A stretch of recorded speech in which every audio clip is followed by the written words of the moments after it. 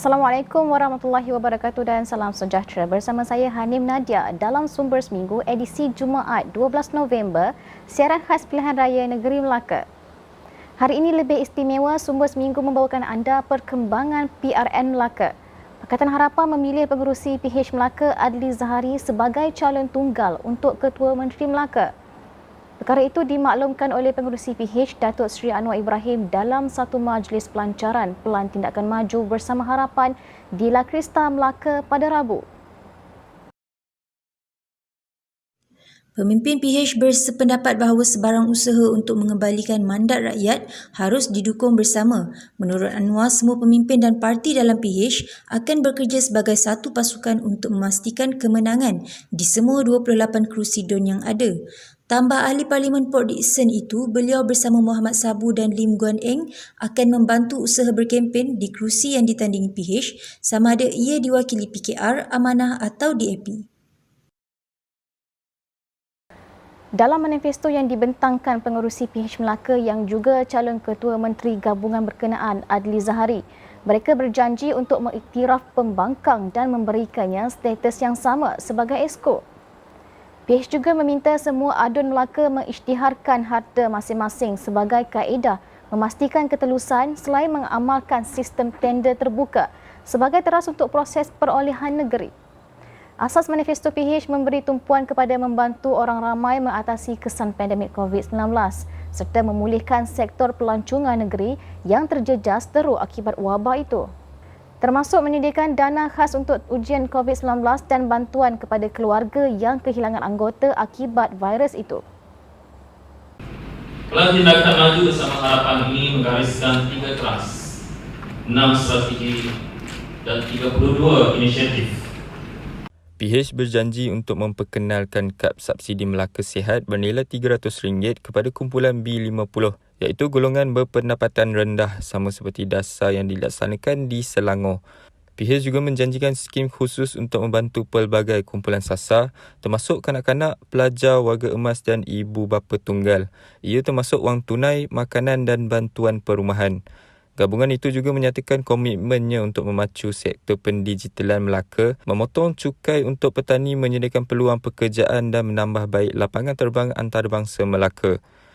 Majlis Pengumuman Pelan Tindakan Maju Bersama Harapan dihadiri pengerusi PH Anwar Ibrahim, Presiden Amanah Muhammad Sabu dan Setiausaha Agung DAP Lim Guan Eng. Barisan Nasional pula membentangkan manifesto perjuangan untuk merebut kepercayaan rakyat dalam mengemudi kota bersejarah Melaka. Pengarah Pilihan Raya Barisan Nasional Datuk Seri Muhammad Hassan memaklumkan bahawa pihaknya yakin dengan perancangan untuk 5 tahun akan datang dapat memajukan ekonomi serta menstabilkan politik di negeri tersebut. Manifesto yang dibawa oleh BN kali ini lebih tertumpu kepada keperluan rakyat Melaka. Manifesto ini merupakan manifesto ataupun aku janji yang dibuat untuk kita memberikan suatu janji kita kepada rakyat Melaka bahawa tidak akan ada kemakmuran jika tidak ada kestabilan, dan kestabilan ini merupakan kunci utama kepada apa sahaja kita nak lakukan, kerana kestabilan politik akan menjadikan kerajaan yang ditubuhkan itu nanti sebagai kerajaan yang boleh memberikan fokus kepada untuk ketujuan mensejahterakan dan memakmurkan rakyat. Dalam pada itu, beliau turut memaklumkan bahawa BN bersetuju untuk melantik Datuk Seri Sulaiman Ali sebagai calon Ketua Menteri Melaka. InsyaAllah, jika diizin Allah Ta'ala, kita menang, kita akan jadikan Datuk Seri Sulaiman Muhammad Ali sebagai Ketua Menteri dari Barisan Nasional yang baru. Terdahulu, beliau bersama bekas Ketua Menteri Sulaiman Mat Ali melancarkan manifesto Barisan Nasional Pilihan Raya Negeri Melaka 2021. Melaka 5 tahun iaitu kestabilan demi kemakmuran secara maya. Sementara itu, Naib Presiden PKR Tan Chua menyifatkan Kerajaan Perikatan Nasional dan Barisan Nasional gagal membangunkan ekonomi dan perpaduan walau 60 tahun memerintah. Lebih malang apabila berlaku pergolakan di dalam pentadbiran dan pemimpin tidak sehaluan. Jelasnya situasi itu berpunca daripada pentadbiran yang tidak telus, berlaku penyelewengan sekaligus menyebabkan beberapa orang wakil rakyat daripada kerajaan memilih jalan keluar. Kini kami untuk meminta mandat sekali lagi kepada rakyat supaya kita boleh kembalikan satu suasana politik yang lebih stabil untuk membangunkan semula negeri ini. Beliau berkata demikian dalam siaran langsung Kata Sumber. Pada wawancara itu, Tian turut ditanya mengenai kempen dalam norma baharu sama ada mesej yang disampaikan melalui media sosial sampai kepada golongan sasaran atau tidak. Dikatakan kita menggalakkan penggunaan media sosial. Tapi saya juga ingin tekankan bahawa sekatan dan halangan yang telah diumumkan oleh pihak berkuasa kini adalah tidak mengasabang. Dia melakukan sesuatu yang menjadikan gelanggang kita tidak sama rata. Di mana pihak yang memegang kuasa itu memberi advantage tertentu dari segi akses kepada media, dari segi akses kepada sumber yang ada, dan saya rasa ini mungkin salah satu taktik pihak sebelah sana, Barisan Nasional dan Perikatan Nasional, cuba mengambil kesempatan ini. Dalam kegarahan berkempen, ada juga insiden yang tidak diingini berlaku. Insiden 3 papan iklan Parti Pakatan Harapan tumbang di Dewan Undangan Negeri Pengkalan Batu sangat dikesali dan diharapkan tidak berlaku lagi. Calon PH Danish Zainuddin berharap supaya PRM Melaka adalah peluang untuk semua pihak bersaing secara sihat dan meraihkan demokrasi. Jangan mana-mana pihak cuba melakukan sabotaj atau provokasi melampau. Pagi ini saya telah mendapat maklumat daripada penduduk bahawa terdapat 2 billboard milik Pakatan Harapan telah pun tumbang. Kita pun tak tahu, pada pagi ini hujan agak lebat dan dalam masa yang sama kalau kita lihat satu billboard di kawasan berdekatan dengan kawasan keluar masuk Taman Rumpun Bagi telah pun tumbang, dan kita tak tahu adakah ini angkara mana-mana pihak yang tidak puas hati yang menumbangkan billboard ini, sedangkan kita telah pun mengikut proses yang sepatutnya daripada pihak PBT untuk menaikkan billboard ini bagi meraihkan proses demokrasi sempena Pilihan Raya Negeri Melaka. Jadi berdasarkan orang yang memacak billboard ini, mereka mengatakan bahawa terdapat unsur yang tidak masuk akal sekiranya dikatakan kerana angin atau ribut hujan lebat pada pagi tadi. Jadi kita mengharapkan supaya dalam proses kita menghadapi pilihan raya ini kita dapat meraihkan demokrasi bersama, tolak sebarang politik provokasi. Kita mahu pastikan bahawa pilihan raya negeri ini berlangsung dalam keadaan yang sihat. Jangan ada sebarang provokasi, jangan ada sebarang sabotaj daripada mana-mana calon, dan kita harus bersaing secara sihat dan sebagai sebuah keluarga.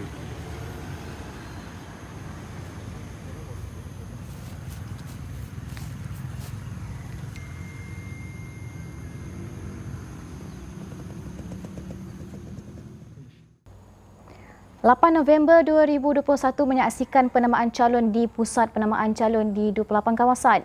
Seawal 7.30 pagi, pusat penamaan calon dipenuhi oleh media yang menantikan calon-calon, terutamanya di beberapa kerusi panas seperti DUN N02 Tanjung Bidara, DUN N10 Asahan, N12 Pantai Kundur, N13 Payu Rumput dan N17 Bukit Katil. Di Dewan Undangan Negeri, N13 menyaksikan persaingan sengit dengan pertembungan 5 penjuru antara Parti Keadilan Rakyat, Barisan Nasional, Perikatan Nasional, Putra dan Bebas. Calon pertama yang hadir adalah daripada Putra Muhammad Hashidi Muhammad Zain yang tiba di pusat penamaan calon pada jam 8.31 pagi. Disusuli oleh calon pilihan dari PKR Datuk Seri Syamsul Iskandar Muhammad Akin dan calon PN Muhammad Faris Izwan Mazlan, calon BN Datuk Rais Datuk Wira Yassin dan calon bebas Muhammad Jaini Dimon, orang yang terakhir bagi pertandingan 5 penjuru ini. Masing-masing ditemani hanya pencadang dan penyokong sahaja masuk ke Dewan Penamaan. Proses setakat ini berjalan lancar dengan SOP terkawal dengan pemerhatian pihak polis serta Suruhanjaya Pilihan Raya SPR. Tidak hanya di DUN Payu Rumput yang menyaksikan pertembungan 5 penjuru, namun di DUN Asahan lebih menarik kerana menyaksikan persaingan 6 penjuru. Calon pilihan Datuk Seri Idris Harun dari Parti Keadilan Rakyat bertanding atas tiket Pakatan Harapan akan menghadapi persaingan daripada Perikatan Nasional, Barisan Nasional dan 3 calon bebas. Calon PN Danish anak lelaki Basil daripada Gerakan dan Fairuz Nizam Roslan akan turut memberi persaingan sengit. Lagi mengenai calon, usia bukan penghalang untuk seseorang itu berkhidmat dan menjadi wakil rakyat. Itu keyakinan calon Pakatan Harapan Farzana Hayani Muhammad Nasir daripada PKR yang dinamakan bertanding kerusi Dun Sungai Rambai. Farzana mencuri tumpuan kerana baru berusia 21 tahun dan menjadi calon termuda pada pilihan raya negeri Melaka. Berkata walaupun setahun jagung dalam arena politik, beliau yakin pengundi semakin bijak dan matang menerima orang muda sebagai wakil rakyat. Farzana yang juga mahasiswa sebuah universiti tempatan akan berdepan saingan 4 penjuru dengan beberapa muka lama di Dun Sungai Rambai. Tambahnya, pencalonan wanita muda pada PRN kali ini adalah satu dimensi baru membawa golongan itu sebagai sebahagian daripada pembuat dasar untuk Melaka. Daripada PRM Melaka, kita beralih ke perkembangan berita dunia dalam sumber global. Untuk itu, kita bersama rakan setugas Haifa Nasir. Silakan Haifa.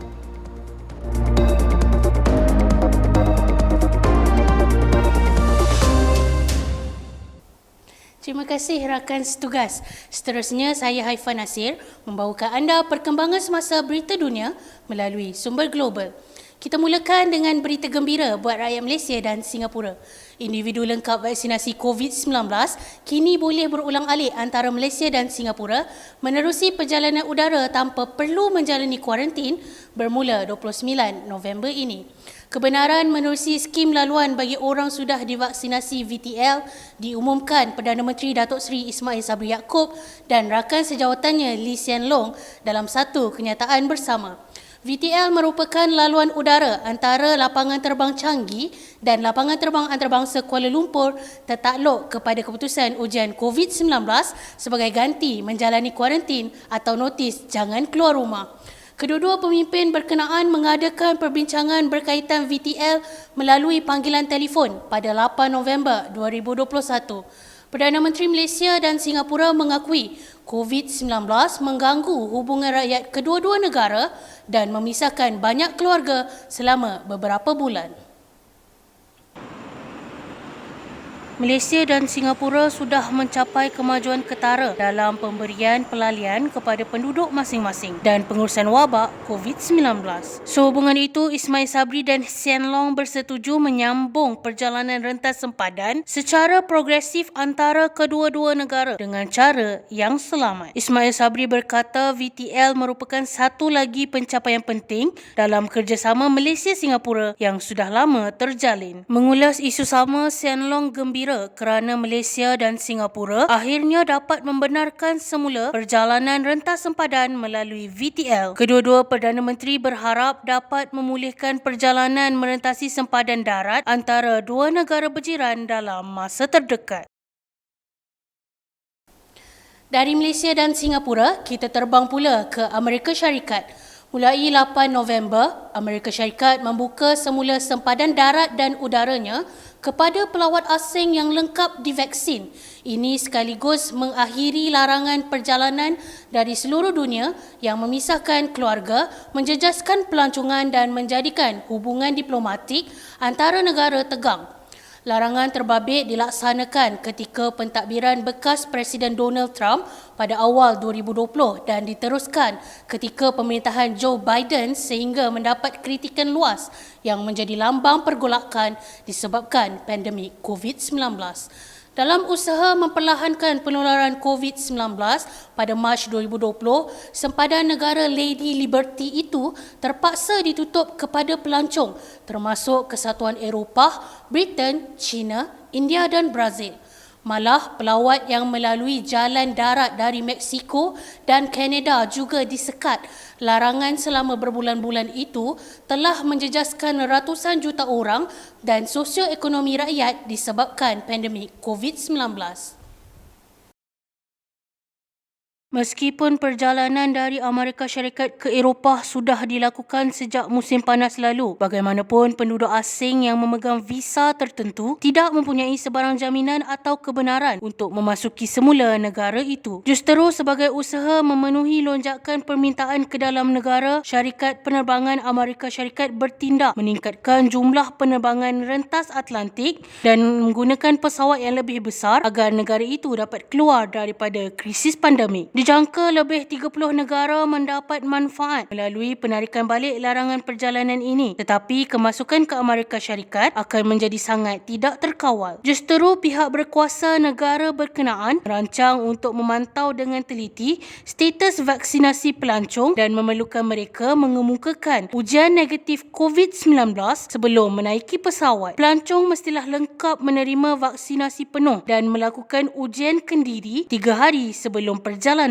Setakat ini, semua vaksin yang diluluskan pentadbiran makanan dan ubat-ubatan Amerika Syarikat seperti AstraZeneca, Johnson & Johnson, Moderna, Pfizer Biotech, Covaxin, Sinopharm dan Sinovac adalah diterima untuk perjalanan masuk ke negara itu melalui laluan udara.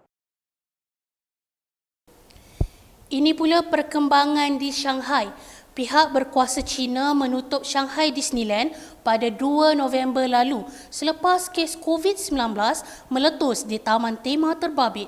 Difahamkan bahawa 34,000 orang termasuk pengunjung dan juga pekerja diwajibkan menjalani ujian COVID-19 sebelum dibenarkan meninggalkan taman tema berkenaan pada Ahad.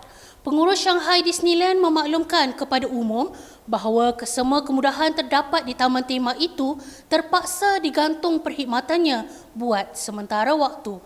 Kaki tangan dan pelawat yang kebanyakannya hadir ke sana bagi meraikan Karnival Halloween menjalani ujian COVID-19 di pintu keluar taman tema.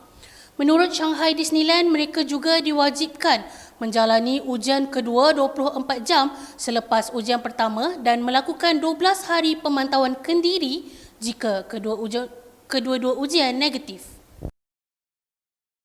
Menurut keputusan Pejabat Unit Pencegahan dan Kawalan Wabak Shanghai, daripada jumlah pekerja dan pengunjung yang hadir, seramai 33,863 orang di taman tema tersebut dilaporkan negatif. Pejabat berkenaan turut mengeluarkan notis kecemasan bagi mereka yang melawat Disneyland pada hari Sabtu dan Ahad dan meminta individu yang hadir pada acara Halloween itu untuk membuat ujian COVID-19 di hospital berhampiran. Difahamkan punca kejadian berlaku selepas Hangzhou melaporkan satu kes virus yang disahkan positif daripada salah seorang pengunjung yang hadir di taman tema tersebut.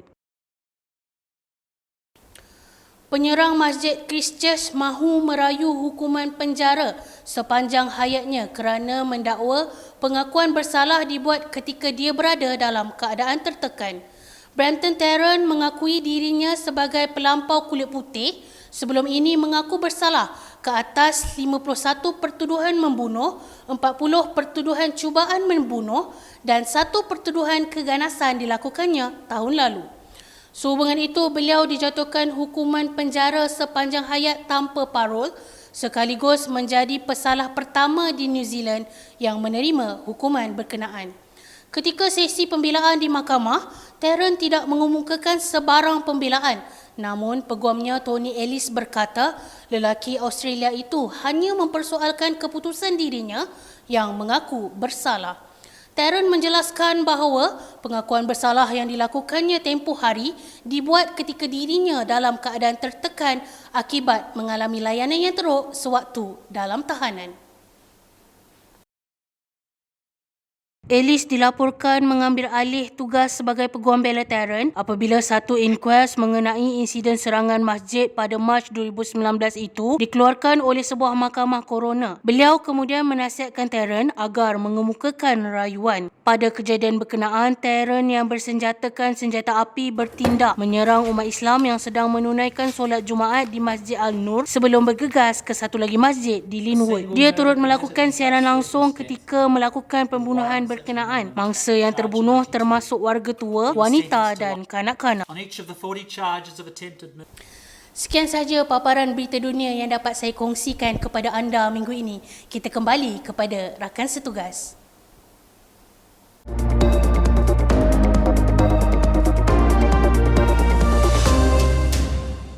Terima kasih Haifa. Kita beralih ke perkembangan di Dewan Rakyat pada Selasa.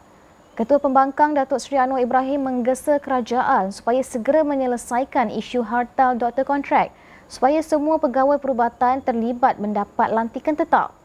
Jelas Anwar, seluruh pengisytiharan darurat dan belanjawan adalah terkait COVID-19 dan belanjawan yang diluluskan termasuk belanjawan khas tambahan COVID-19 mencecah puluhan bilion ringgit. Sehubungan itu, pembangkang mendesak kerajaan supaya memberikan keadilan kepada mereka dengan melantik doktor kontrak secara tetap. Jadi saya ingin mendapat pengesahan daripada menteri. Sementara ada sedikit kemajuan terpelantikan untuk tahun depan, pelantikan tetap. Saya mau jaminan menteri bahawa jawatankuasa ini akan mencadangkan kaedah pelaksanaan melantik 10,500 secara tetap. Sementara itu, Menteri Kesihatan Khairi Jamaluddin berkata, kementeriannya sedang meneliti keperluan untuk meminda beberapa akta bagi menangani isu itu menerusi jawatankuasa khas. Beliau juga menyatakan terdapat 4,186 orang daripada 10,583 orang pegawai tamat tempoh khidmat wajib dinilai dan boleh diperakukan kepada Jabatan Perkhidmatan Awam JPA untuk lantikan tetap.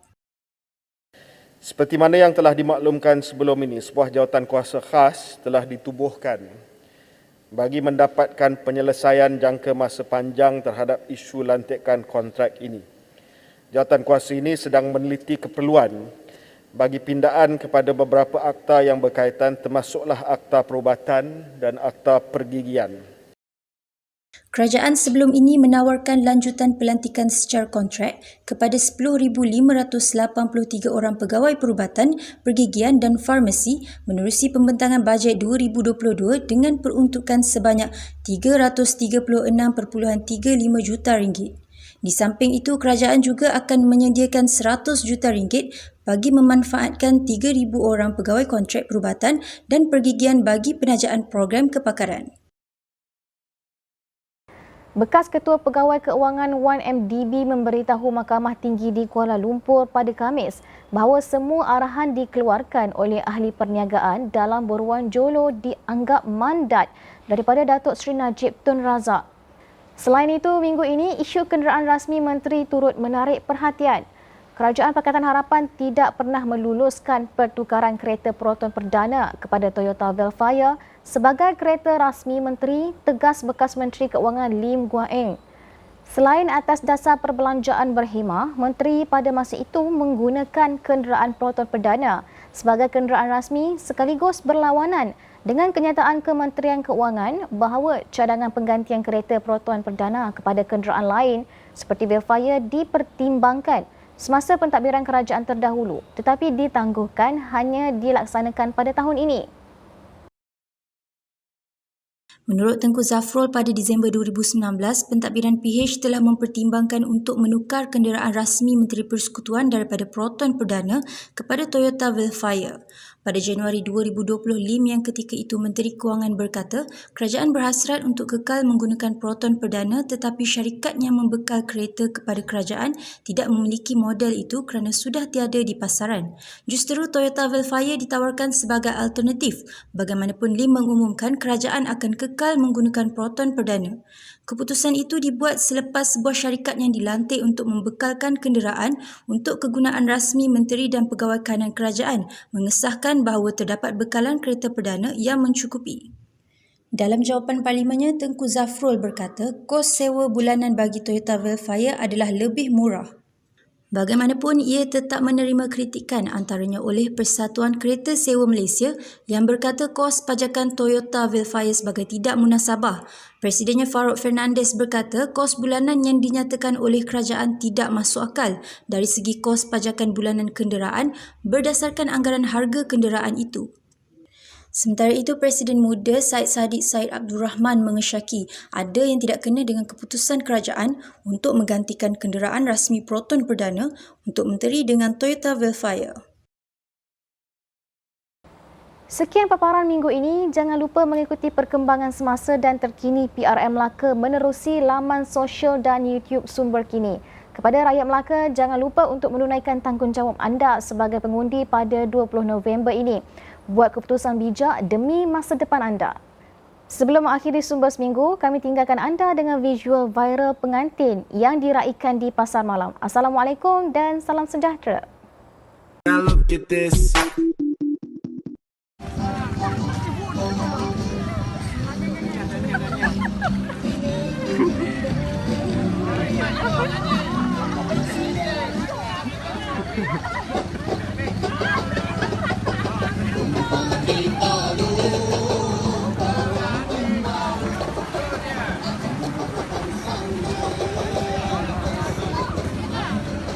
Selamat pengantin baru lah. Pengantin boleh sampai dulu. Lambat sikit.